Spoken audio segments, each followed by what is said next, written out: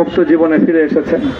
আলহামদুলিল্লাহ। সর্বশেষ আজ আমার মুক্তির মধ্য দিয়ে 2021 সালে হেফাজতে ইসলাম বাংলাদেশ এবং এদেশের আলেম সমাজের উপর ইতিহাসের অন্যতম এক গভীর ষড়যন্ত্র এবং চক্রান্ত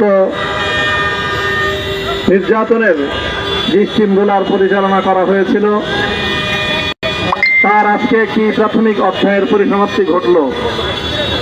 আমরা স্পষ্ট ভাষায় বলতে চাই, আমাদের উপর জুলুম করা হয়েছে,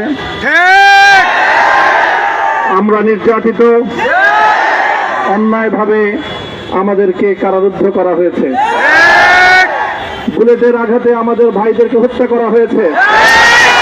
আমরা যখন আমাদের সন্তানদের লাশ এবং তাদের রক্তমাখা বুলেট বিদ্ধ সেই মরদেহকে সামনে রেখে